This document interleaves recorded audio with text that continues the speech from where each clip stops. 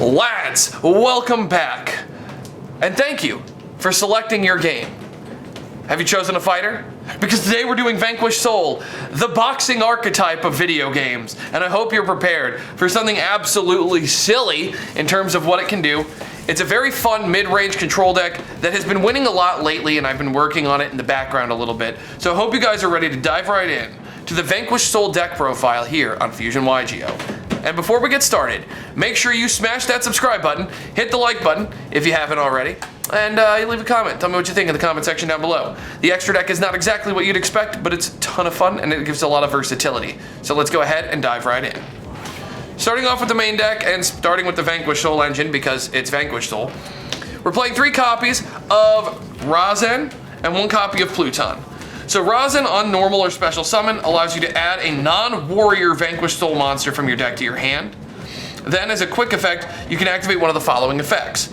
If you reveal a fire, and you have to reveal monsters in your hand. So if you reveal a fire, this card can't be destroyed by card effects this turn. And if you reveal a fire and a dark, it can destroy all monsters in the same column as this card.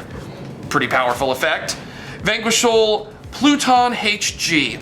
So wonderfully pathetic card. It's here because it's a fire and it's a name.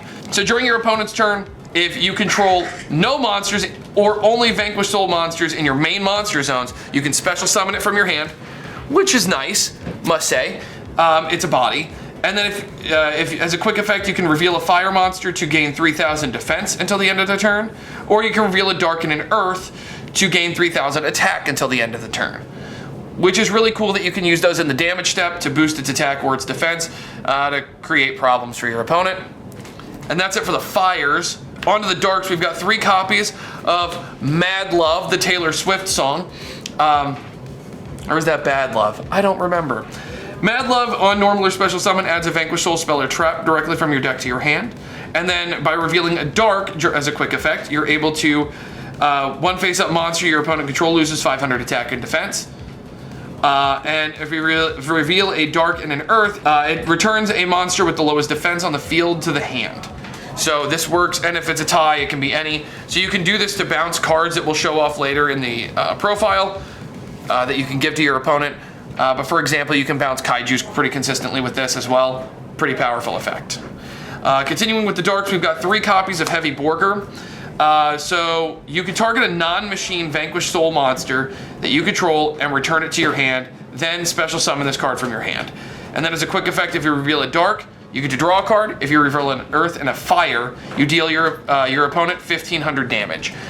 This card's really insane in time, or in just like a simplified game state, where you can summon it, burn for 15, punch for 25, during your opponent's next turn, burn for another 15, dealing 5,500 damage off of 1 card. It's pretty nuts. And that does it for the dark monsters. For the earth monsters, we're only playing 2 copies of Valius. He has the same summoning condition as Heavy Borger, which they are both quick effects, that it can bounce a non-same type to the hand to special summon itself. But this one, if you reveal an earth, this face-up card is unaffected by your opponent's activated effects this turn. And earth, fire, and dark, you can destroy 1 card on the field. It's 1 other card on the field. So it can't destroy itself. So if your opponent clears everything of theirs, and this is the only card you control, you can't destroy it. And then continuing the earths, we're running 1 Pantera. It can special summon itself if you control no monsters in your main monster zones. It's an earth, it's 1900, it's level 4. If you reveal an earth, it can't be destroyed by battle this turn. And if you reveal an earth and a fire, it destroys all spells and traps in the column. The second effect can come up, but overall, Pantera, it's searchable, and it's probably the weakest one overall. We're playing 3 copies of Stake Your Soul. By revealing a monster in your hand, you get to special summon a Vanquish Soul monster from with the same attribute, but a different name from your deck. And that returns to the hand during the end phase, and you can only activate 1 of it per turn. Doesn't negate any effects. It is a hard once per turn, which is, well, smart. But you can do this to reveal Pluton to be able to summon Razen, which is getting everything started because you get to search more.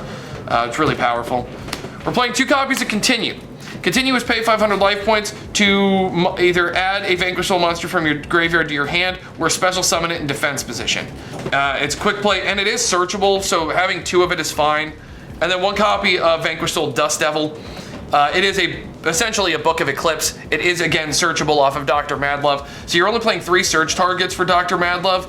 Madlove's big effect is being able to bounce things in the grind game and creating a controlled game state that's really oppressive. But let's go ahead and jump into the supplementary cards because there's not enough of these to make a comprehensive deck on their own. 3 copies of Ash. It makes sense. 3D Shifter, because you can play under it, especially in turn 0. It's really easy to play under it because it turns off so many decks. 3 copies of Droll and Lockbird. It's the only card really that isn't on theme in terms of attribute, but it's so powerful in the format. 2 copies of Dogoran. Dogoran is here because it's a fire, and it makes it so Stake Your Soul has 9 fire targets to search. And 3 copies of Imperm. It's infinite impermanence. It's a pretty good card in a lot of matchups. And specifically, it's a trap card, so it does come up with something we're playing on the side. And then we're playing 2 copies of Pot of Prosperity. It's Pot of Prosperity. We're playing a Rhoda, a Called By, and 3 copies of TC Boo. Okay, into the extra deck. We are playing 3 copies of the Rock. It's the Rock. It allows you to special summon a Vanquish Soul monster from your hand, or to add a Vanquish Soul monster from your graveyard to your hand. It just depends on what you need. And it can only be summoned off of 1. It's a link 1, and it forces your opponent to attack the strongest monster on the field. We are playing a Baguska. We're also playing Karen Gorgon and number 60 Dugaris. These can come up just. They're Xyz monsters that are pretty powerful. We are also playing the Flare Metal. Flare Metal is for time, and if you have double Heavy Borger, you can reset it. Dugaris is to draw, it's for draw power. Karen Gorgon is to protect from targeting more so than the deck already does.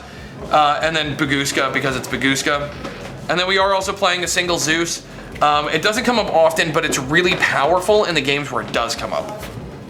The rest of the extra deck is just supplementary link monsters, so we're playing a Dark the Dark Charmer and also the Earth Charmer. And then we're playing Nightmare Phoenix, Blackluster Soldier, Soldier of Chaos, Topologic Trispania, and then we are playing a Bomber Dragon and an Access Code Talker. Most of these are just used as like potentially useful, but for the most part, it's just there for Prosby stuff. Moving on to the side deck. The side deck is actually inspired from a couple of lists that did top and did win, so I want to show this off because I think it's really important for people to be able to see this. We are playing 2 Magna Hut and 1 Druis Worm. These are better than DD Crow for another card that we're playing in the side deck that makes perfect sense. But Magna Hut and Druis Worm, they're really good in a lot of matchups, especially against things like Sky Striker and even Branded and to a lesser extent. So these cards are incredibly impactful. We are also playing 3 copies of Dark Ruler No More.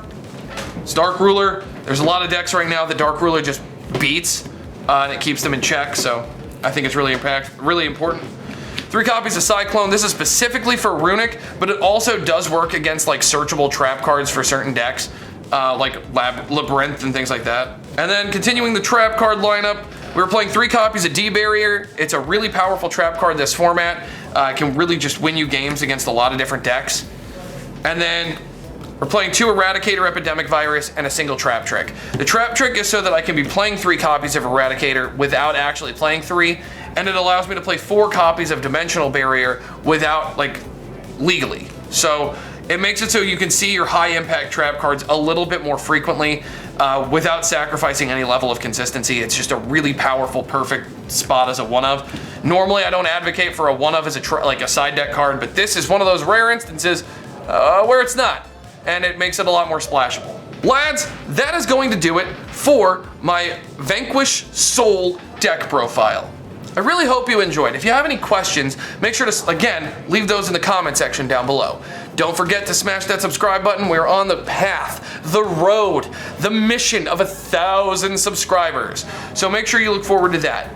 In the coming days, you'll be seeing a very big announcement for the channel for the month of July. I hope you stand by and look forward to that. And until next time, lads, good fun. Have luck.